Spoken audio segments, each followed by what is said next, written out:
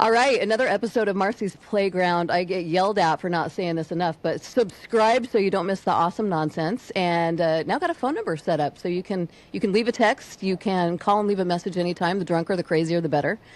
That number is 929 recess. Last time we talked, we got to tell the story. You kind of sounded like a malfunctioning teapot. We were promoting your album at the time, but with me right here, I have got Jeremy Popoff from the band Lit. How you doing? I'm good. It's good to see you. Yeah, you too. So far, I don't have the hiccups today. I honestly, that was the last time I think I had the hiccups was when we were trying to talk on the radio, and I was driving around and I was going to do it in my car, and if you remember, I was sitting in the Walgreens parking lot. I did it from there because I was in That's right. buying everything that I could find that would get rid of hiccups, and nothing worked. They lasted like 5 hours that day, and I think it was probably from smoking, and I probably quit smoking that day. Well, if you remember, you said that the night before, you're like, I'm not going to drink. I'm going to get some good sleep. I'm not, I'm going to be all chipper for, to talk and whatever. And then you woke up and had the hiccups, and it lasted the entire time that we talked. Yeah. I never get the hiccups, and when I do, it lasts like 5 hours, and I want to jump out of a window and just it's the worst thing ever. So I'm sorry. I'm sorry. Well, this time, so because you said you stayed away from the whiskey, so I thought let's just brought the whiskey. Yeah, perfect. So brought the whiskey, brought the paper bag. I got a spoonful of peanut butter over here if you need it. okay, good deal. Just you say the word. I was doing I bought that cheap those round cardboard cylinder containers of sugar at a truck stop, coffee pot, whatever. Yeah. I was Googling remedies, and somebody was just put sugar in your mouth, and I was pouring, and I don't even eat sugar, and I was pouring sugar down my throat, whatever. But I do drink whiskey. This is Leaper Fork whiskey, which is right down the street from my house, and this is a pretty baller bottle. So very nice, very nice. I just got the JD. There you go, Old Faithful. All right, here we go. Cheers. Cheers. Woo! It's like the old days at KLOS. Yeah. Those early morning, those 6 a.m. shots of liquor were always hit different. Nothing like doing shots at 5 in the morning. Yeah. So I want to find out first, because I want to hear about everything the band is up to. But I want to know what you've been up to personally before we catch up with the band stuff. Personally, well, I saw you were just in Utah. I just saw a bunch of pictures on social. Yeah. You're a Salt Lake City girl, right? Yeah. Yep. I'm a former Ute. Yeah, you're a Ute too. Yeah. Yep. My son was a Ute, or I guess you're always a Ute. Always a Ute. Once a Ute, always a Ute. And then he graduated from Utah, and then he's still there. He loves it. So, and cool. He's engaged now, and him and his fiance have a house there, and they're stoked. They love it. And so we went out last weekend. We finally had a weekend off, and we went and visited them. And we ended up just hanging out in Park City the whole time. But yeah, it's great. There's lots to do recreationally. Did you ski? I don't do that. My son loves it. He's been going there. He's been going to Alta since he was a little kid with his grandpa, and he loves to ski. So does his fiance. I had a bad incident when I was 3 years old when I slipped and fell in a parking lot with ice, and I hated snow. So I've never liked the snow. We just got blasted last week in Nashville. So luckily right now while we're doing this, I don't have a bunch of chainsaws in the back. All day yesterday, I had chainsaws and tractors and stuff. Our property, we got somehow miraculously the house is fine, but in front of it, sides of it, back of it, everything, giant trees down everywhere from the storm we had. We had all the trees, all the sticks, all the branches looked like popsicles. So it was round cylinders of ice, and so the trees just fell out of the ground and just fell over and snapped, and we were without power for a few days, and it was pretty gnarly. So yeah, I saw a bunch of pictures. That was gnarly. It's not something you see every day where you are. Now it's beautiful. It's sunny outside, blue skies, and we've got 3 dogs and 2 pigs, and so really are they the pig thing? You got 2 are they the mini pigs? Well, there's no such thing as a mini pig. They start out mini and they start out very cute, and you think it's going to be mini, and then about a year and a half later, you're like, "Holy shit!" There's like I got a 150-pound pig on my couch. So it's a Juliana, which is minier than a potbelly. I have friends that have potbellies that weigh 300-400 pounds, but they just keep growing. Dang. Yeah. I saw pictures a while ago of, I think, the first pig you got. You got a second pig then? I didn't know that. Yeah, but that one was my idea. The first one was my wife's idea. Actually, it was Kid Rock's ex-fiance's idea, and somehow we wound up with it. And it was great, and she was very cute and sweet and little. And then I was like, hey, you know what? She needs to get a friend because we've got 2 dogs. It's only fair we get 2 pigs. So we rescued one from a farm, and she was feral and just a wild little pig. Now she's the sweetest one. She's very affectionate, very, wants to be on you and near you, and very sweet. But they're massive, and they don't. Yeah. They hang out with the dogs, and they come inside and outside. They sort of come and go as they please. Our floors, I'm kind of a neat freak and really like clean freak, but I've sort of given up because my floors are just always dirty from animals, and I've just learned to kind of let it go. Yeah, you kind of have to. I know that feeling. I totally know that feeling. Do they play well with the dogs? They have their little cliques. There's one of the pigs gets along really well with 2 of the dogs, not the other one, and then vice versa. And they all have their little their little cliques that they hang with. But overall, everybody gets along, and it's pretty cute. That is. Do you cuddle with the pigs? Yeah, well, yeah. I mean, there are nights where we'll be sitting on the couch just, binge watching a show, and we'll have all 5 animals on the couch with us, and they all just want to cuddle and be on you. And I got to see that. That's awesome. yeah, it's pretty cool. That's cool. So what are you watching? What are you binging? Oh man, when I'm off the road, when I come home from the road, we have a real problem with the shows that you have to wait each week is better for us sometimes because we won't sit up there till 4 o'clock in the morning watching 17 episodes of something. But I mean, I absolutely love Landman and Mayor of Kingstown. We're all finished with those. What have we been watching the last couple nights? We've been watching is it called the Night Manager? Yeah. Night Manager. Right? Yeah. I started that too. I need to get back to it. It's pretty cool. It's good. Yeah. One last night. That was pretty cool. I can't think of what else, but yeah. Just finished His and Hers. I think that's on Netflix. That was all right. If you're looking for something. His and Hers. His and Hers, and then there's one on, is it Hulu? All Her Fault, I think is what it's called. That was cool. That was pretty good. Cool. Did you watch the Super Bowl? I did. It was one of the most boring football games I think I've ever seen. Mm-hmm. It was. The defense was insane for both teams. How was it up there? I heard that somebody we know, a couple of our friends were there for the Super Bowl, and they said that they just went through and really cleaned San Francisco up like crazy. It was cool. I mean, there were a ton of people here. It was chaos. Yeah. But I just thought the game itself was really hard to after. Yeah. Like by the time it got to halftime, it was just like, oh, jeez, we need a little break. Yeah, it got to the point where I was thinking that'd be cool if it was a shutout, just because that's never happened. That wouldn't be cool for the Pats, but I thought that would be cool for, at least something. Set a record. If it's going to be boring, set a record. But yeah, totally. Yeah, but what did you think about the halftime show? I went back and forth. Kid Rock's a buddy, and Lee Bryce is a buddy. We were actually just in a wedding together a few months ago, and I wanted to see that. And then I thought the Bad Bunny thing was cool. I mean, it was a big. I mean, I'm always, anytime. I mean, even the Turning Point one. Performing on live TV or even pre-recorded a little bit, whatever, but just performing on TV, mentally knowing you're going to be seen by that many people, it's one of the most nerve-wracking things you can do.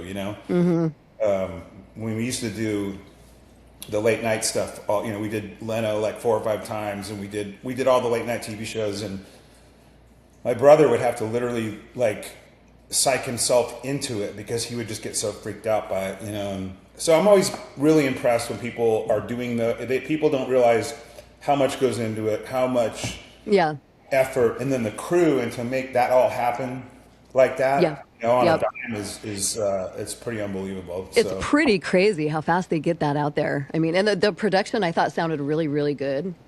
I thought, it was really cool. And they're trying to, I mean, Bad Bunny is huge. He's such a huge artist. And they're trying to go global. The NFL wants, that kind of attention. So it made sense to me. I thought, I mean, that's all anybody's been talking about this week. And all of a sudden, the Super Bowl became political like everything else. I hate that. But I also just kind of think like a little bit like, I don't know, man. If you think about the people that watch football every week and, play fantasy football and the diehard football fans, I don't feel like the Super Bowl's really targeted to them anymore. I feel like it's become another awards show. Like it's the Grammys or it's the Golden Globes, it's the Super Bowl, it's all corporate, it's all big money and it just, that part turns me off. I think people, I'm on team let's get Metallica. Oh, for sure. And that would have definitely made sense. Bay Area boys. Eagles would be awesome, just like something to just make everybody go like, yeah. And I don't know why there needs to be controversy or why we got to reinvent the wheel or, try to, I don't know. I was proud. I'll tell you what, I was proud of Budweiser for the commercial that, with the horse and the eagle. Yeah. I was like, they really bounced back and got back to those roots where you're like, hell yeah, crack open the Budweiser, let's go. So always love the Super Bowl commercials. And I can't remember when it was. It was like right before coming to a commercial or whatever, but I heard our song playing in the stadium, which is always cool. Yeah, nice. It happens all throughout the season, but it's been on like 2 or 3 Super Bowls, and it's always fun because you're watching the Super Bowl, you're having fun and whatever, and then your phone just starts blowing up. I missed it when it first came, and my phone started blowing up, so I had to rewind it on the TV, and oh yeah, they're playing it. Yeah, and your song also became kind of an anthem for hockey, right? It did. It was weird. About 3 years ago, we started getting hit up from several teams that had kind of adopted it. And here in Nashville, the Predators, the Ducks in Anaheim, but I mean, all over the place. It just teams were, playing it, and then they would stop, and the crowd would keep singing it, and it kind of became this sort of unofficial NHL anthem. And we started getting invited to games. There was a couple we played Enemy at a couple of them, and then there was one time where they gave us a suite and put snacks and drinks in there and gave us a guest list and the whole thing, and literally all we had to do was wave at the camera when they came by at the suite and played our song, and we just had to go like, hey, that's us. That was it. We're like, man, that was an easy gig. Yeah, and that's cool and very fitting. Yeah. That's really cool. So tell me what the band is up to. I love seeing the dates, and I love that I saw that you're doing some shows with Fuel and Switchfoot. I love that combination. That's really cool. And Sonic, right? Tonic? Are you doing Sonic this year? We are doing. Yeah. In Columbus. We're doing that one. We're doing. It hasn't been announced yet, I don't think, but we're doing Louder Than Life, and we're doing nice. Up in your neck of the woods. We're doing Outside Lands. No, what's the other big one? Not Bottle Rock. I don't have my notes in front of me. What's the other? Aftershock. Aftershock. We're doing Aftershock. That's awesome. Yeah. Yeah. So we're doing some big ones this year. We're doing more. We did. I think we did about 30 shows with Fuel last year, and it was kind of an experiment. Really, about halfway through 24, they asked us, would you guys be down with doing like a co-headline thing with fuel and just take turns, who plays first, who plays last, that kind of thing. And we said, sure, let's see how it goes, And we ended up right after the first show, we just became brothers with those guys, and the crews, just everybody got along magically. Like, it's funny because we'll do a show together, and everyone will have their own dressing rooms, but we'll always wind up hanging out in one dressing room together. And everyone share our rider stuff, and we've just gotten to be really good friends with those guys. And the show's been amazing. You never know when you package up like that. It's kind of you kind of have to wait and see what the response is going to be. And it really was. They say like 1 + 1 = 3, and it really was. We could have done the show ourselves, so could Fuel, but you put it together, and more people come, and it's more of a thing, and it's been fun. And then we just did the first one with Switchfoot, adding them to that fold, and that was awesome. And so the rooms are going to get bigger, and it's been great. And so when do you hit the road? So we're sort of. I mean, we have this weekend off, but next weekend we're in Philly, and the weekend after that we're somewhere else. We usually leave the house on Thursday and get back Sunday or Monday, and we'll do 1 or 2 a weekend. That's kind of been the schedule for the last couple of years. So exactly. Can kind of refuel in between a little bit. It's a lot of airports, a lot of flying, a lot of travel, a lot of we definitely prefer the old days of just climbing back in your bunk on the bus at the end of the night and waking up in the next town. It's a lot easier, and you have all your stuff there, and it's cool. I mean, it is nice to be home. Monday, Tuesday, Wednesday we get to be home and live normal lives and raise pigs and whatever else, and dogs and cats and no cats. But oh, no cats. I'm so I've got a where is he? He's outside. I've got a golden retriever, and then I've got a British long-haired cat, and I just fell in love with a spaniel, and I'm fighting the good fight because I can't bring another one in. I like pairs. Yeah, I know. I want to give him a buddy. I get that. I feel like they do better, but I don't know. I say that. I've done it myself over here. Okay, so I'm thinking. I was thinking we could do truth or shot. You want to do truth or shot? Oh God, okay. Mine's more of a sipper, so I'll just do a drink instead of a pour. Okay, I'll have to keep refilling this because I have a shot glass. Okay, so here's what we'll do. I'll ask you a question. If you answer, this could be bad for one of us. If you answer, I have to drink. If you refuse to answer, then you have to drink. Okay. All right, okay, here we go. Pettiest argument Lit ever had? Whew. We have them all the time. I think that's part of being in a band. Yeah, it is. What goes on backstage is the band arguing over petty crap. Let me think of what the pettiest one is. Oh, man. Well, I don't want to take up too much time, so I'll just drink. Okay. But I'll think about it. We'll come back to it. Okay, all right. We'll come back around. Who in the band is the biggest diva, and why? I think my brother, AJ, is probably the biggest diva because he's the lead singer. I think that just comes with the territory. Frontman syndrome? Frontman syndrome.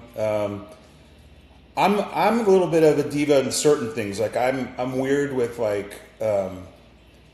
I'm really easygoing about most things, but I gotta have certain things a certain way. Like this is pretty petty. Fresh ice, like clean ice cubes. Yeah. It's the hardest commodity to get in your dressing room backstage for some reason. It's in our contract 7 different times.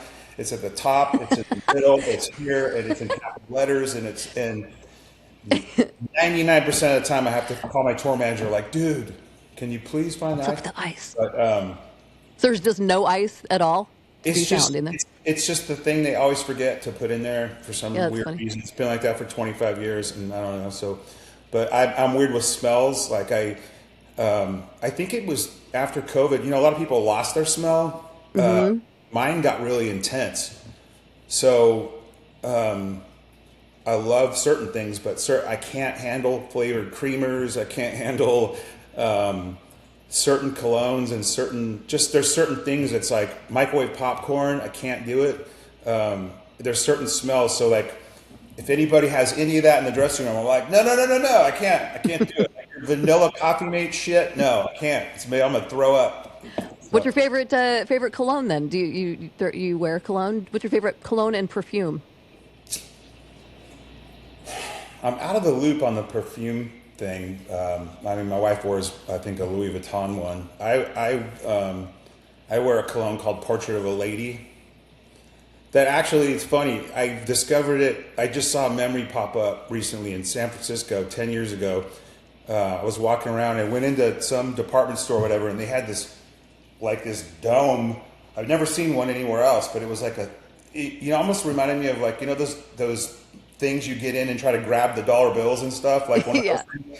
It was like one of those domes, but they would like spray cologne in it or something. And I'm like a dumbass. I went in there and they sprayed this stuff in there. I was like, oh man, that stuff's pretty cool. So I've been wearing that ever since. But Okay, yeah, it must be good if you liked it and you're sensitive to scents. yeah, no, it's and I can it's a weird thing to get out of the COVID era. A heightened Yeah. sense of smell, like a blind person would have or something. I don't know. Yeah, most people went the opposite way. I guess I have to drink now because you answered that. Speaking of blind person, let me ask you something. Okay. Do you think Stevie Wonder is really blind? I think that he is blind to a point. I think he can see maybe figures and some light. I don't know. There's a big conspiracy theory around this. Yeah. What do you think? That story of him in like Shaquille O'Neal in the elevator. Yes, yeah, that one. Over at him and like, hey, what's up, Shaq? I have a really good friend who actually was with him and witnessed some of that. So, Either so that or smell and just sense of people's yeah, aura or people's vibe or smell or whatever is like so intense that he's just freaks people out. But I can understand sensing that someone is there, but knowing who that person is, that would be impossible. I mean, wouldn't it? Unless yeah, you are really familiar with their scent. That's crazy. I even don't know.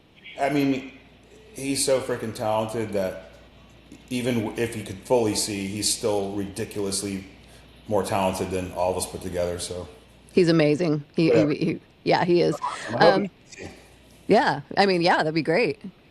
Who knows with AI what may be accomplished at some point? Some weird stuff with AI. yeah. Biggest mistake that you've ever made and will never repeat. Oh wow.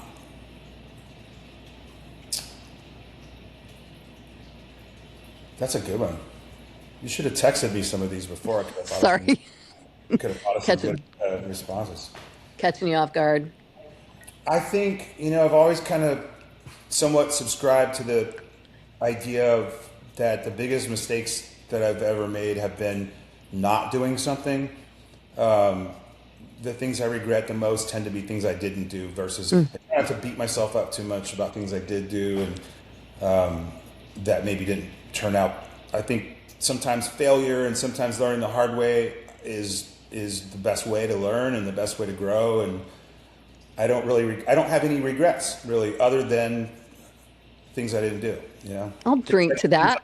Yeah, things I got talked out of or things I was just too scared to do. Yeah, yeah, for sure. Okay. We're both drinking now. I think we're not even following the rules. I know rules are just whatever. Okay, what's the weirdest thing you've ever signed? I I have signed. I mean, it's super weird, but like we've signed a couple of babies. That's super odd. That's kind of odd, yeah.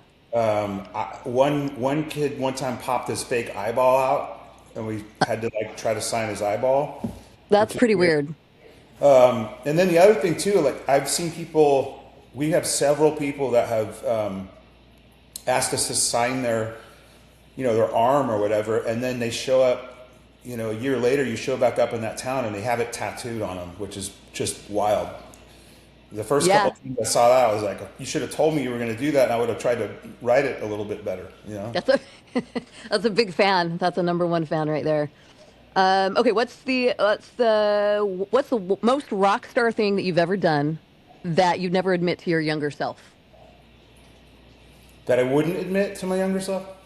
or kids, maybe even? Um, I think I would be stoked to tell my younger self all of it. I did. I we our album. We were in Hollywood playing the House of Blues. Our album had just gone gold.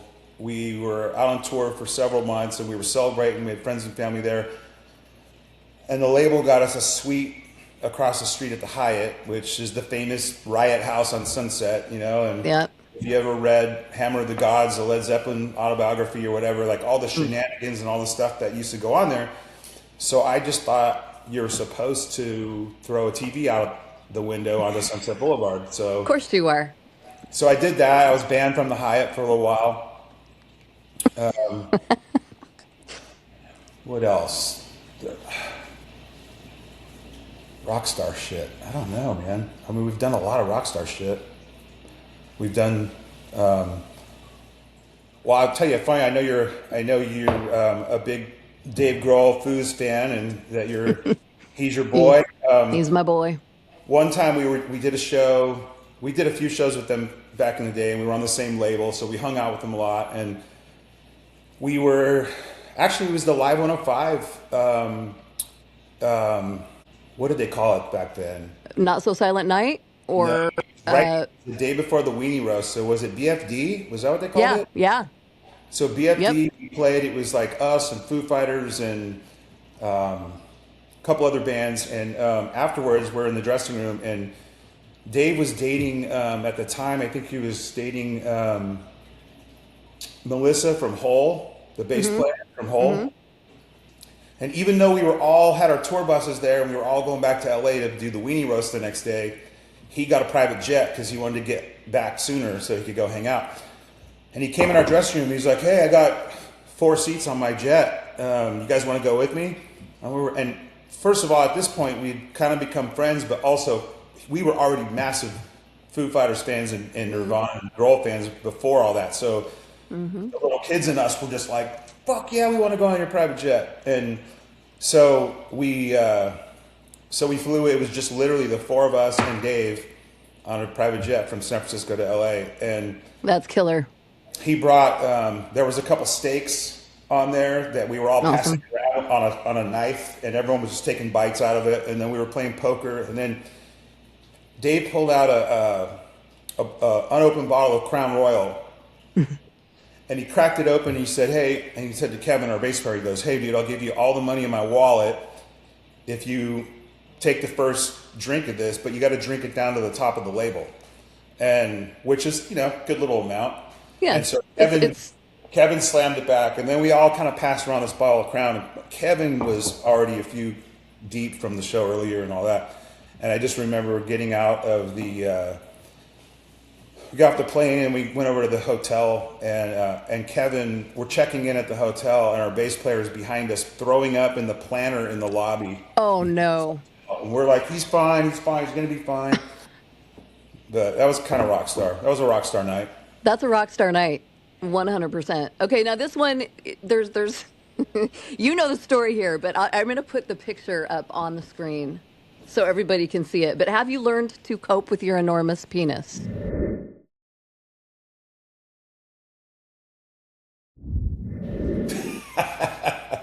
You know the picture I'm talking about. I do. You have it? I have it. That funny book that we're passing around? Yeah. Yeah, I've learned to deal with it. So, it's going Okay. on.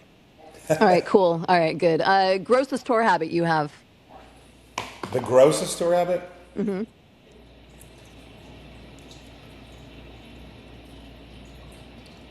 I don't.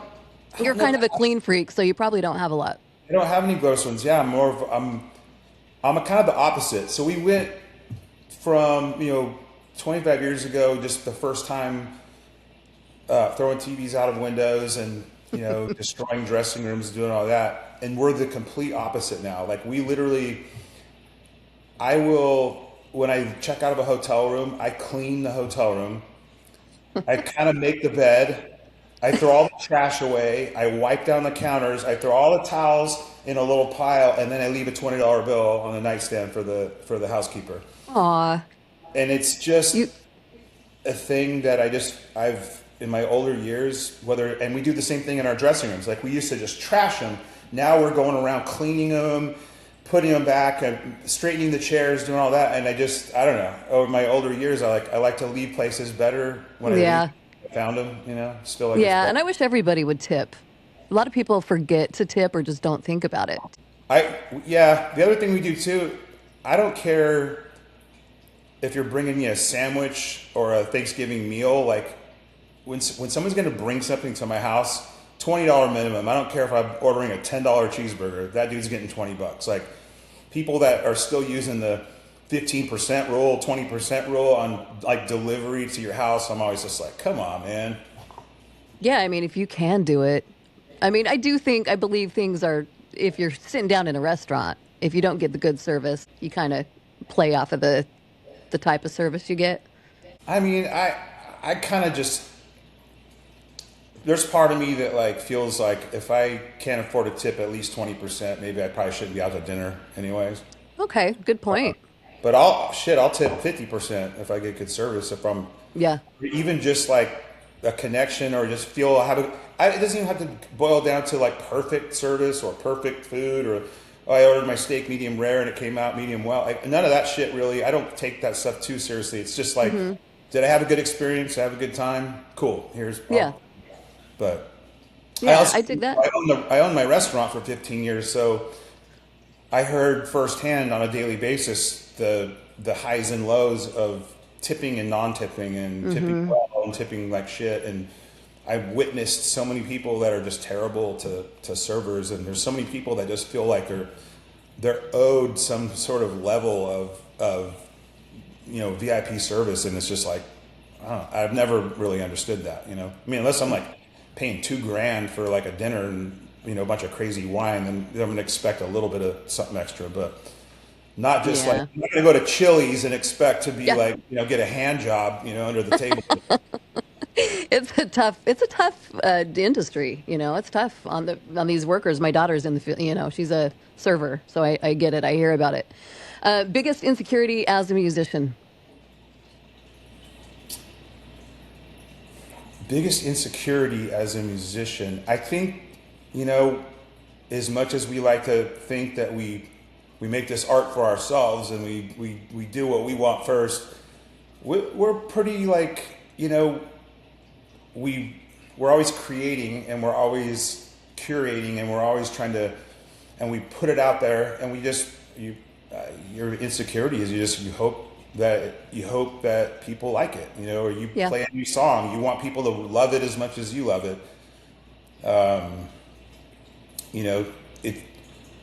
Sometimes you're up there on a stage and you've got French fry lights on you and you're like, it's like you're like being X-rayed in a way, you're just like it up and you can't really see anybody. And you're like, does this look cool? Like, does this look cool? I don't know. I can't see shit. I can't really hear anything. So there's a lot of insecurities, but I think in general, most musicians are pretty like insecure. Well, it's a vulnerable thing to do. I mean, you're out there putting your work out there and yourselves out there. I mean, even what I do, it's a vulnerable position to be in. So I absolutely get that. Yeah. Sharing things and like one shot, even though and that's the other thing I think we learn too. Like I'm sure you've learned is. Every once in a while, you'll trip over yourself or your words or whatever, and it just goes by. All the time. Nobody cares, but it'll screw you up. Totally. For the next, couple days.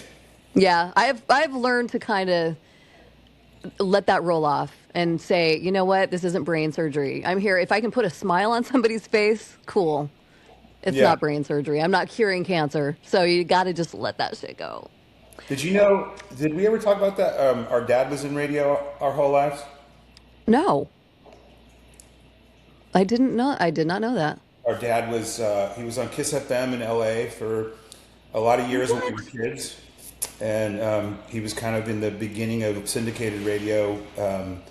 Before it was Westwood One, it was called like Transtar. Then it was called like Unistar. And then it was Westwood One. And so I'll never forget, right about the time when we started to get like a record deal and have songs, be playing on the road and stuff, we would be in, didn't really matter what city we were in, he was on somewhere because he was syndicated. but yeah, we grew up. My brother and I grew up. Our parents got divorced in the early '80s, and they had like joint custody. So when we stayed with our dad, he would drag us to the station with him. And, you know, Cool. we didn't have a babysitter or a daycare, so we would just go. We'd be like, you know, 10 and 8. We'd be answering request lines and, you know, going in the production room, making fake commercials and playing DJ and all that. And yeah, so we have similar Yeah, I similar did. world. I never knew that, but yeah, you grew up around it. That's a cool story. I also Okay. you had an early thing with Glenn Campbell, right? I did. Yeah, Southern Nights. I would listen to Southern Nights until I mean I wore that record out. So my dad's first station that he worked at was a country station, and I would listen to him at home. And then I was obsessed with Glenn Campbell when I was like 2 and 3 years old. When I was like 3 years old, I was trying to I'll drink to that. I try to comb my hair like Glenn Campbell. Oh, that's so great. Yeah, no, I remember there was I don't know what happened, it's very cool now. Your hair is very cool now. but I used to like part it to the side and like comb it, try to like comb it like Glenn Campbell, and then I'd come out and ask my mom, like, "Does it look like Glenn Campbell?" She'd be like, "Yeah." Did you pull out like the flannel snappy shirt?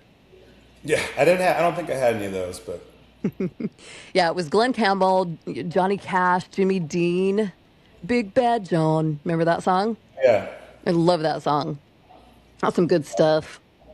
Okay, last question, and then we can wrap it. I don't know. We'll have to do this again when you guys are ready to release new music. We do have new music coming out. We'll touch on that real quick. We've been Yeah, playing. There's 2 or 3 new ones we've been playing live that have been going over great. But we've been recording and writing, and definitely this year we'll have new music. And awesome. everybody says the same thing, so I won't even bore you with it. But it is great. We are loving it. We're really excited about it, and we've never stopped making new music. But I feel like we might.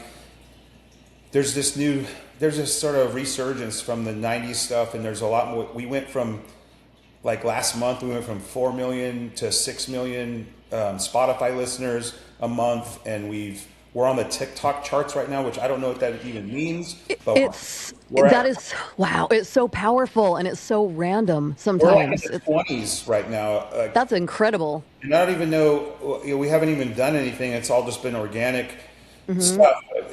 It's crazy. So we're hoping that all that kind of activity that seems to be happening right now, and then not to mention, combined with the shows and this resurgence of that era, that we'll be able to get the new music heard a lot better, hopefully, and Yeah, so for sure. Well, we've got you. Live 105, Alt 103.7, K Rock. We got you. hell yeah. Hell yeah. Okay, last question. Here you go.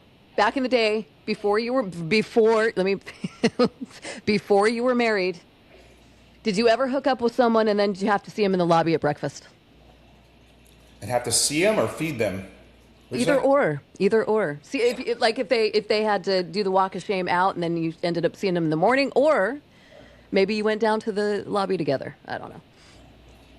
Yes to both. Okay, I'm sure.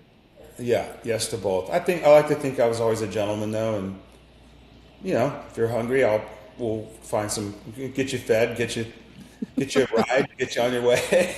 Get you fed and get you out. Yeah, get you fed, get you out. Help with at least if you're gonna walk of shame it, you'll have a little tool in there. You're good man, Jeremy. Awesome. Jeremy Popoff from the band Lit. Catch him on tour in a city near you. And yeah, definitely let me know when that album's ready to go. And For sure. do it again. It's always a pleasure, Marcy. It's great to see you. Yeah, good to see you too. I'll talk to All you later. right, be well. All right, you too. Bye bye.